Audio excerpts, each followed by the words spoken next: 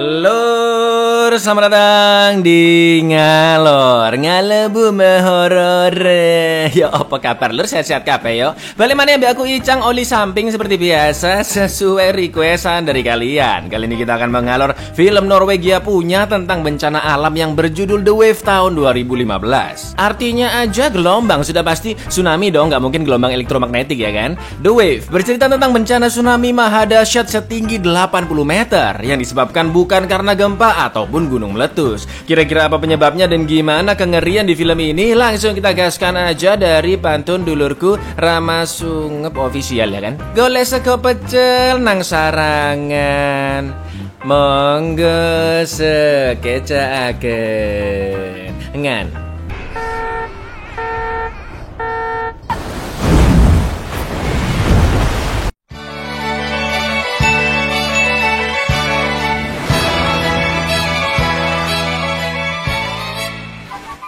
Negara Norwegia memiliki kondisi geografis yang penuh dengan fjord atau teluk yang dikelilingi oleh gunung-gunung. Meskipun begitu indah, tapi fjord menyimpan malapetaka besar, di mana sewaktu-waktu gunung-gunung di sana bisa longsor jatuh ke bawah dan menyebabkan gempa serta tsunami yang besar. Merok Romsdal adalah sebuah area di Norwegia yang menjadi saksi bisu kejadian-kejadian naas tersebut. Dalam rentang 3 dekade, dari tahun 1900 sampai 1930-an, telah terjadi 3 bencana longsor yang merusak kota-kota wisata dan memakan banyak korban di sana. Para ilmuwan pun yakin Gunung Åkneset yang juga berada di Merok Romsdal tidak lama lagi akan longsor dan menghancurkan desa wisata di sekitarnya, yaitu Geirangi. Dan inilah gelombang.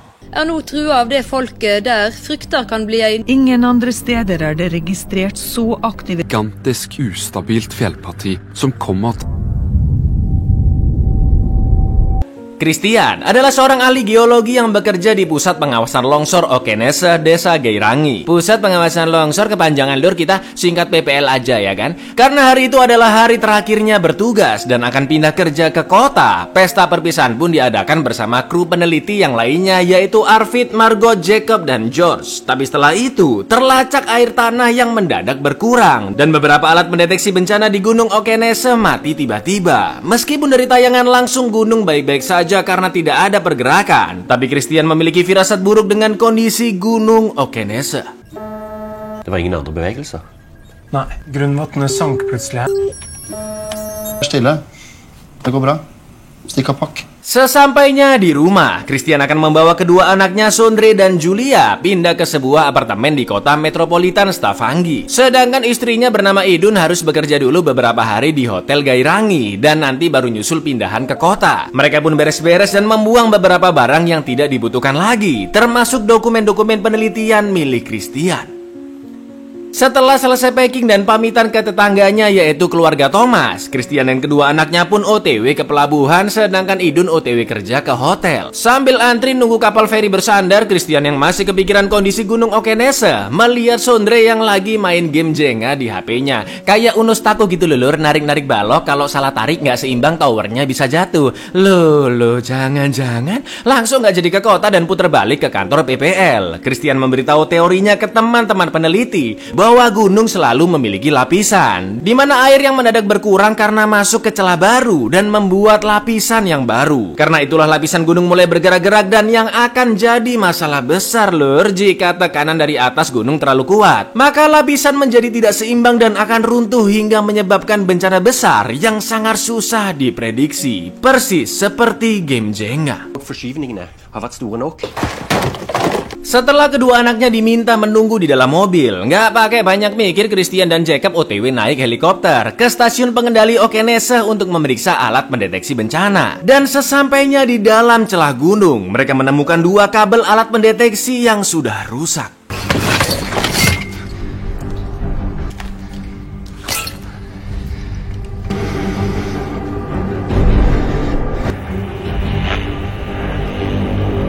Christian pun yakin kerusakan itu dipengaruhi oleh aktivitas gunung tersebut. Dan jika gunung benar-benar longsor, maka akan menyebabkan tsunami setinggi 80 meter yang akan menghancurkan Gairangi dalam waktu 10 menit. Bisa bayangin ya lur ya, 80 meter, ombak 3 meter aja Anda sudah ketar-ketir Anda. Tapi sebagai ketua peneliti di sana, Arvid tidak percaya teori Christian karena penyebab kabel putus bisa bermacam-macam. Dan dia lebih mementingkan turis-turis yang sudah berdatangan ke Gairangi. Maka dari itu, Arvid hanya meminta semua petugas gunung untuk bersiaga.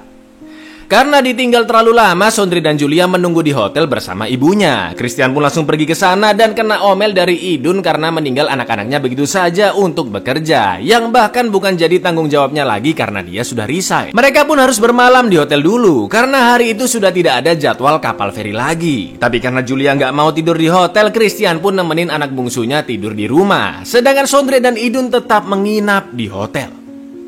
Malam itu suasana di Gairangi sangat tenang, tapi tiba-tiba di PPL muncul grafik mencurigakan dari aktivitas Gunung Okenese yang sedang berkontraksi. Arvid dan Jacob yang mendapatkan laporan itu langsung memeriksa celah gunung tersebut. Di lain sisi, Christian yang masih memiliki firasat buruk menelpon Margot dan akhirnya dia tahu jika gunung sedang berkontraksi. Christian pun yakin tidak lama lagi akan terjadi longsor dan gercep mencari dokumen-dokumen penelitiannya yang untungnya masih belum diangkut sama tukang sampah. Setelah membaca dokumen-dokumen itu, Christian menemukan informasi bahwa kontraksi akan muncul tepat sebelum longsor terjadi. Wah, langsung nelpon Margot dan minta disambungkan ke Arvid. Christian pun menjelaskan data yang dia dapatkan dan meminta mereka berdua segera keluar dari celah gunung. Tepat ketika Arvid dan Jacob akan naik, tiba-tiba kontraksi semakin kuat, banyak batu besar berjatuhan dan menjepit kakinya Jacob. Kepanikan pun terjadi. Tanah ambles di banyak bagian, celah gunung bergerak menyempit dan grafik bergerak tidak stabil. Sampai akhirnya kode merah alarm darurat pun diaktifkan. Udah diperingatin gak percaya, sentil juga nih lama-lama nih.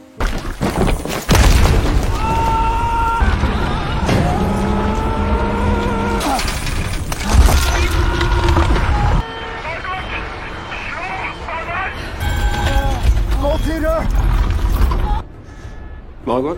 Ja? Slå alarm.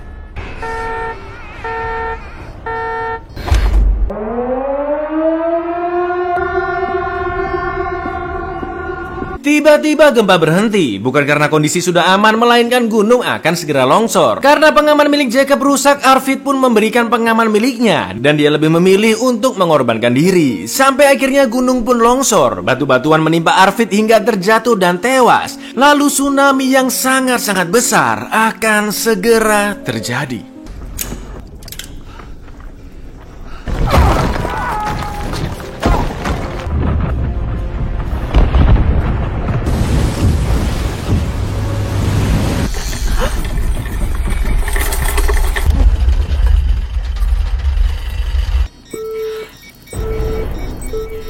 Setelah mendengar alarm tersebut, Idun langsung membangunkan seluruh penginap di sana dan meminta teman-temannya menyiapkan bis untuk mengungsikan orang-orang ke tempat yang lebih tinggi. Sedangkan Christian menyalakan timer 10 menit, lalu pergi membawa Julia dari rumah sambil terus menelpon Idun dan juga memperingatkan warga agar cepat mengungsi.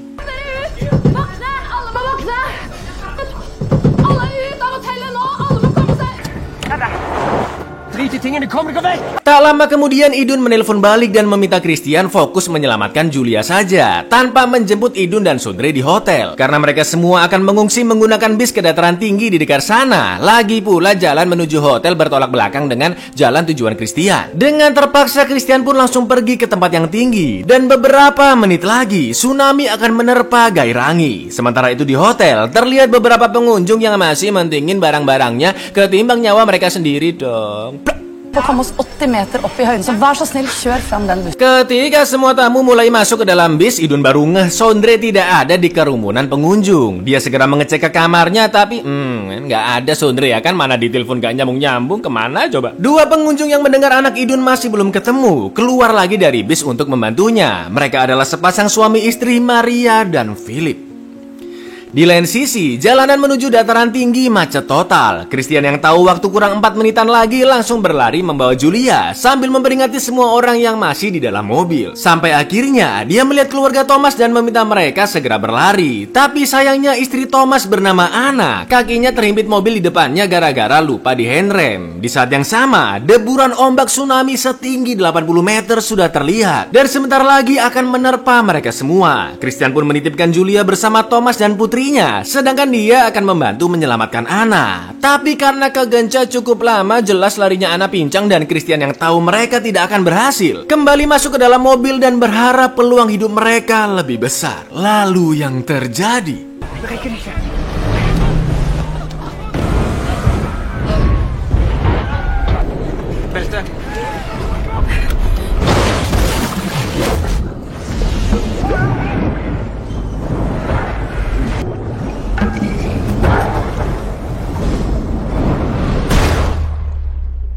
di saat yang sama, dengan bantuan Maria, Idun pun akhirnya menemukan Sundri di basement yang ternyata lagi asyik main skateboard sambil dengerin lagu pakai headset. Pantas aja nih bocah nggak denger alarm ya kan. Mereka semua pun gercep pergi menuju bis, tapi ternyata bis sudah berangkat dan betapa terkejutnya mereka melihat tsunami yang sangat tinggi terlihat jelas di depan hotel. Allahu Akbar, ngeri banget sumpah. Mereka semua pun akan kabur ke dalam bunker bawah tanah, tapi Maria yang ketakutan sempat terdiam dan Idun langsung menariknya. Sampai akhirnya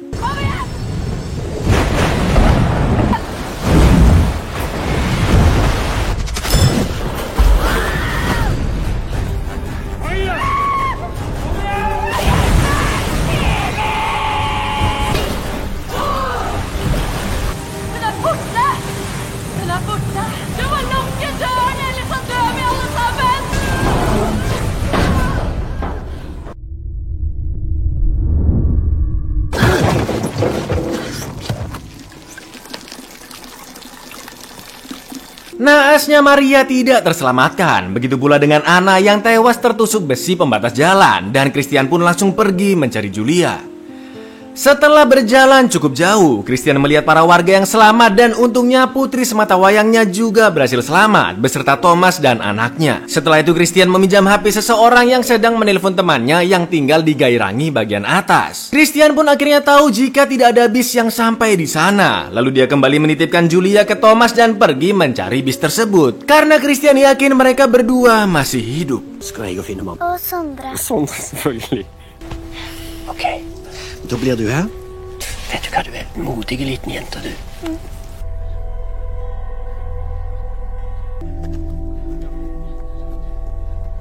Alhamdulillahnya meski berada di titik longsor, Jacob masih bisa selamat. Setelah mengabari Margot dan George, mereka pun sangat terpukul atas kematian Arvid. Di dalam bunker hotel, Idun berhasil mengaktifkan listrik emergensi dan lampu menyala kembali. Lalu mereka berusaha keluar tapi ternyata air sudah memenuhi lorong bawah tanah dan menyeruak masuk ke dalam. Mau lewat lubang pipa di atas juga nggak bisa lur karena terlalu sempit. Bingung nggak? Dan tiba-tiba karena tekanan yang sangat kuat, air dari luar mulai masuk dari celah pintu. Sampai akhirnya air hampir memenuhi bunker dan kepala mereka harus masuk ke dalam lubang pipa yang sempit tadi agar bisa bernafas. Situasi yang sangat mengerikan ini membuat Philip semakin panik dan mulai narik-narik Idun dan Sondre. Paham kan lur? Kayak orang kelelep pas renang panik terus narik-narikin orang yang mau nolongin kan jian. Ya. Karena Philip masih terus menarik mereka berdua sampai-sampai Sondre mulai kesusahan nafas. Dengan sangat terpaksa Idun pun akhirnya membunuh Philip demi menyelamatkan anaknya. Miris sumpah sih.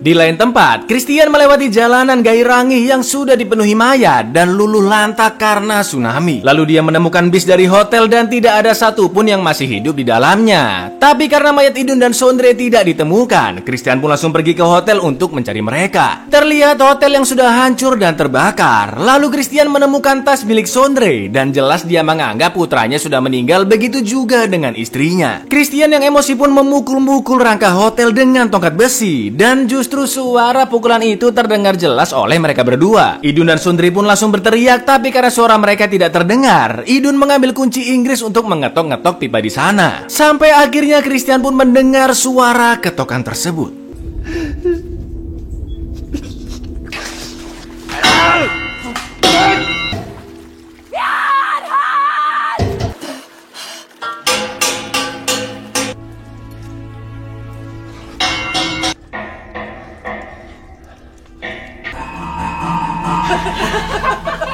Udah seneng ada bantuan datang, tiba-tiba air kembali bocor dari lubang pipa dan pastinya sebentar lagi akan menenggelamkan mereka berdua. Sedangkan Christian yang sudah sampai ruang bawah tanah melihat air sudah memenuhi seluruh lorong, tapi dia yakin jika anak istrinya masih hidup di bawah sana dan langsung menyelam sampai menemukan pintu bunker. Christian pun memindahkan batu-batuan yang mengganjal pintu dan di saat yang sama Idun berusaha membuka pintu dari dalam. Mereka pun akhirnya bertemu dan Christian meminta Idun segera kembali ke permukaan.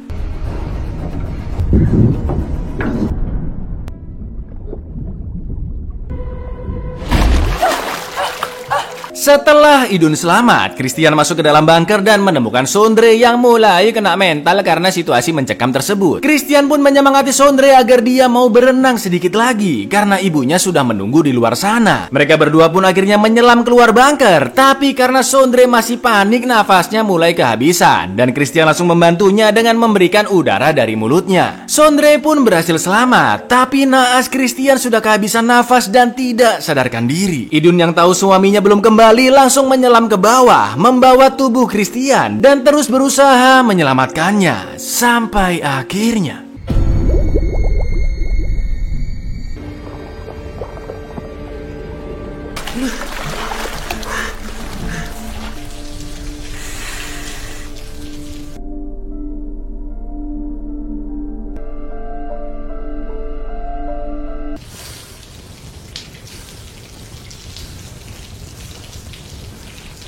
Pappa, var så snill!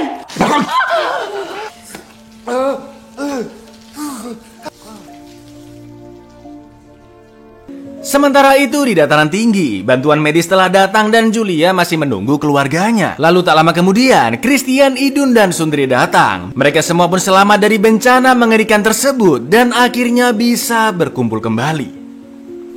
Sampai hari ini, patahan di Gunung Okenesa terus diawasi karena selalu bergeser sekitar 15 cm per tahunnya. Para ahli pun yakin jika gunung tersebut sewaktu-waktu pasti akan longsor. Tapi entah kapan bencana besar itu akan terjadi.